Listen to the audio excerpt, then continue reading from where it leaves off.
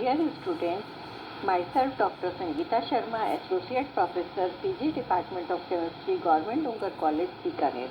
आज हम BSc part second paper third में फेज रूल पढ़ेंगे।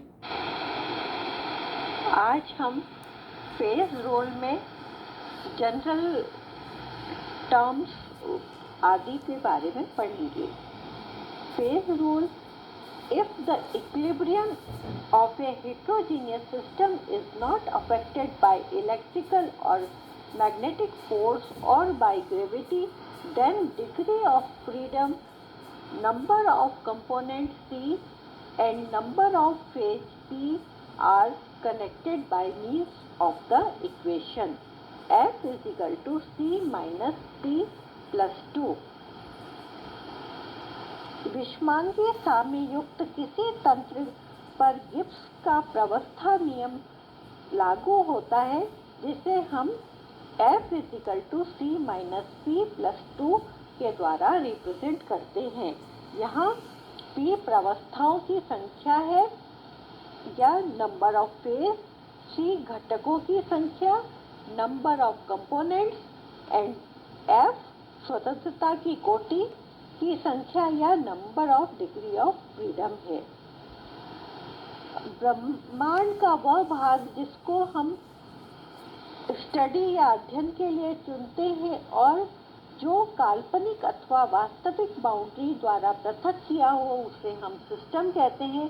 किसी तंत्र में एक या अधिक ऐसे भाग हो सकते हैं जो भौतिक रूप से सुस्पष्ट, संगठन में सब तरफ से समान और जिन्हें यांत्रिक विधि द्वारा पृथक किया जा सके। तंत्र के किसी भी ऐसे भाग को हम फेज कहते हैं। जब एक से अधिक फेज एक दूसरे से साम्य में होती हैं तो उसे हम फेज इक्विलिब्रियम कहते हैं। यदि किसी तंत्र में एक ही प्रावस्था है तो उस तंत्र को हम समांगी या होमोजीनियस सिस्टम कहते हैं, और जिस तंत्र में एक से अधिक प्रावस्थाएं या फेज हो तो उसे हम विषमांगी या हेट्रोजीनियस सिस्टम कहते हैं। जब किसी विषमांगी तंत्र की विभिन्न प्रावस्थाएं एक दूसरे से साम्य में होती हैं तो हम इसे तंत्र की हेट्रोजीनियस इक्विलिब्रियम में है ये कहते हैं, या विषमांगी साम्य में तंत्र है कहा जाता है। पहला कंपोनेंट या पहली टर्म इसमें फेज है। तंत्र के वे भाग प्रावस्था कहलाते हैं जो समान संगठन वाले भौतिक रूप से सुस्पष्ट होते हैं और जिन्हें यांत्रिक विधि द्वारा पृथक किया जा सके। Any homogeneous physically distinct part of a system which is mechanically separate from other part of the system by definite boundary is called as phase.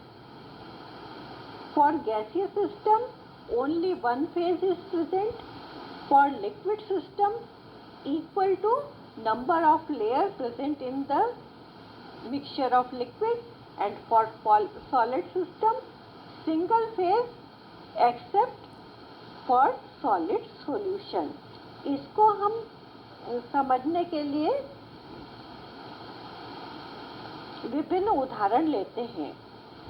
यदि परस्पर क्रिया न करने वाली गैस जैसे नाइट्रोजन, ऑक्सीजन, CO2 आदि का किसी भी अनुपात में मिश्रण लिया जाए तो एक समांगी मिश्रण होता है। अतः इस तंत्र के लिए केवल एक फेज होती है। यदि किसी तंत्र में ऐसी गैसों का मिश्रण लिया जाए जो सामान्य परिस्थितियों में परस्पर क्रिया करके द्रव या ठोस उत्पाद बनाती हैं, जैसे अमोनिया व HCl, जो प्रावस्थाओं की संख्या एक से अधिक हो जाएगी। उदाहरण के तौर पे अगर हम अमोनिया और HCl की अभिक्रिया करवाएं तो अमोनियम क्लोराइड बनता है और अमोनिया गैस है, HCl गैस है और अमोनियम क्लोराइड सॉलिड है, तो इसमें 2 फेज होंगी।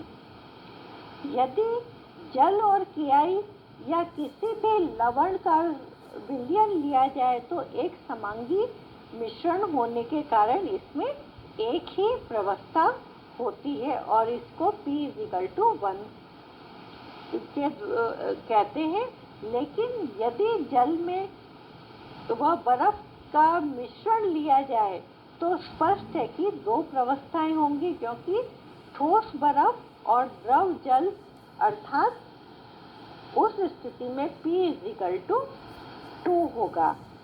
यदि ऐसे द्रवों का मिश्रण लिया जाए जो परस्पर विलयशील हो, उदाहरण के तौर पे अल्कोहल व जल, तो तंत्र में एक ही प्रवस्था होगी। लेकिन यदि 2 परस्पर अमिश्रणीय या इमिसिबल लिक्विड लिए जाएं, तो जैसे क्लोरोफॉर्म और वाटर, तो स्पष्ट रूप से 2 प्रवस्थाएं होंगी, क्योंकि 2 लेयर फॉर्म हो रही हैं। इसी प्रकार पिघली हुई 2 अथवा अधिक धातुओं के लिए P का मान 1 होगा, जबकि भिन्न भिन्न ठोसों के मिश्रण में प्रत्येक ठोस एक अलग प्रवस्था होगी। अतः कैल्शियम कार्बोनेट के विघटन के दौरान तंत्र में 3 प्रवस्थाएं होंगी। एक ठोस कैल्शियम कार्बोनेट, दूसरा ठोस कैल्शियम ऑक्साइड और तीसरी गैस CO2।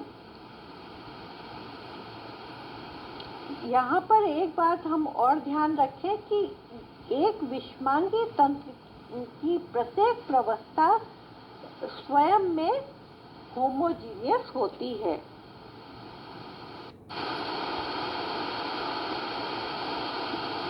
घटक या कंपोनेंट।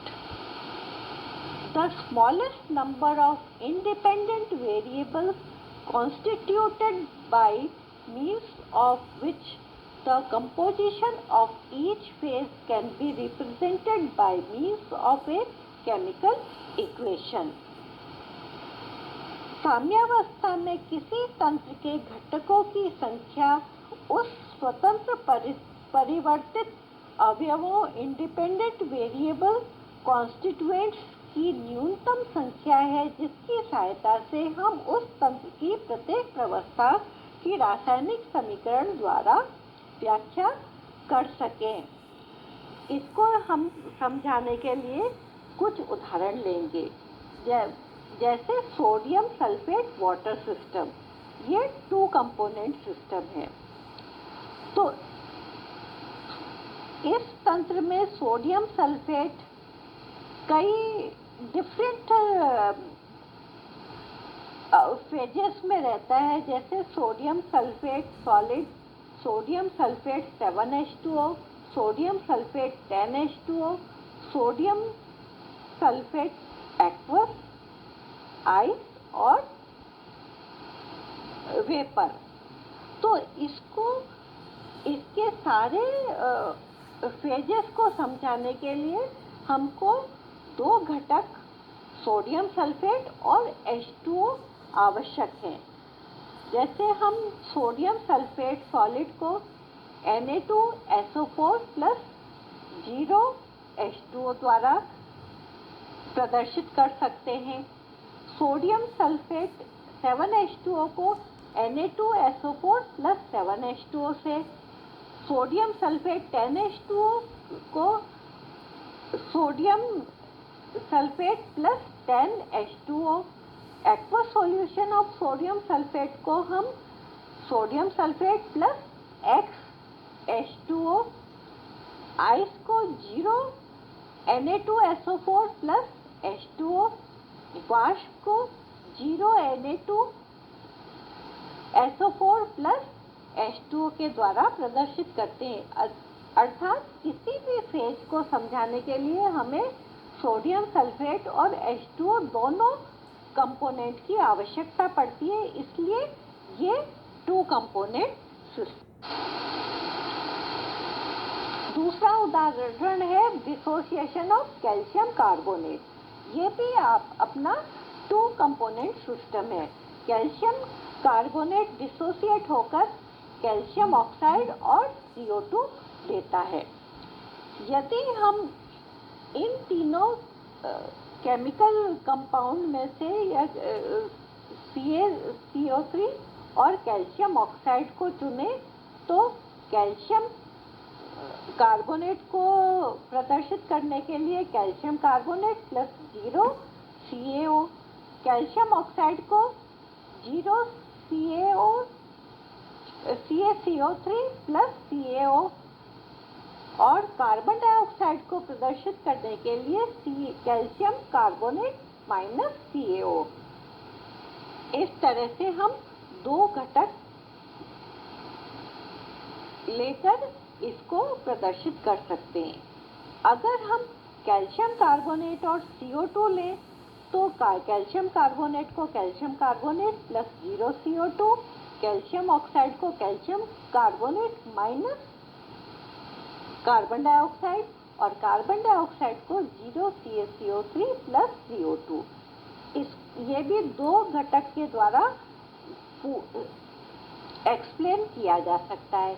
यदि हम कैल्शियम ऑक्साइड और कैल्शियम और कार्बन डाइसल्फाइड लें तो कैल्शियम कार्बोनेट को CaO plus CO2, calcium oxide को CaO प्लस 0 CO2 और CO2 को कैल्शियम ऑक्साइड प्लस CO2 द्वारा प्रदर्शित करते हैं। तो हम कोई भी 2 कंपोनेंट लें, हम पूरे इस सिस्टम को एक्सप्लेन या प्रदर्शित कर सकते हैं। यदि हम एक बंद पात्र में HCl और अमोनिया की अभिक्रिया करवा रहे हैं तो 2 प्रवस्थाएं होंगी। एक तो उसमें ठोस अमोनियम क्लोराइड होगा और HCl और NH3 क्योंकि दोनों गैस हैं तो ये एक अवस्था में रहेंगे।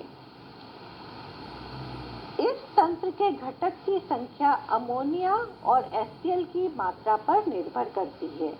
यदि दोनों स्टोइकियोमेट्रिक या रस समीकरणितीय मात्रा को लेकर अभिक्रिया कराई जाए तो तंत्र का घटक 1 होगा, क्योंकि अमोनियम क्लोराइड जिसमें तंत्र की गैसीय व ठोस दोनों प्रवस्थाओं की व्याख्या आसानी से की जा सकती है। तो अमोनियम क्लोराइड सॉलिड को अमोनियम क्लोराइड के रूप में प्रदर्शित करते हैं और अमोनिया और HCl का जो गैसीय मिश्रण है वो अमोनियम क्लोराइड के रूप में रहेगा गैस, उसको भी हम अमोनियम क्लोराइड के रूप में अमोनियम क्लोराइड से प्रदर्शित कर सकते हैं। तो अगर ये स्टोइकियोमेट्रिक कॉम्बिनेशन में है तो इसमें घटक की संख्या 1 होगी, पर यदि एक अवयव की मात्रा अधिक हो जाए अर्थात ये अरस समीकरण नीतिय नॉन स्टोइकियोमेट्रिक मात्राएं हैं तो तंत्र के घटकों की संख्या 2 हो जाएगी। माना कि अमोनिया के X मोल और HCl के X प्लस Y मोल लेकर क्रिया करवा रहे हैं तो तंत्र में 2 घटक हो जाएंगे, अमोनियम क्लोराइड व HCl। यदि अमोनिया की मात्रा ज़्यादा है तो उसमें 2 घटक हो जाएंगे, अमोनिया और अमोनियम क्लोराइड। तो हमने यहाँ पर अगर सॉलिड अमोनियम क्लोराइड को प्रदर्शित करना है तो अमोनियम क्लोराइड प्लस 0 HCl। अगर HCl हमने ज़्यादा लिया है तो अमोनियम क्लोराइड, क्योंकि इनका मिश्रण अमोनियम क्लोराइड और जो Y मात्रा में HCl ज़्यादा है तो वो प्लस Y HCl होगा। यदि हम इसमें उल्टा कर लें, अमोनियम क्लोराइड ज़्यादा अमोनिया ज़्यादा लें और HCl की मात्रा कम हो तो ammonium chloride plus Y ammonium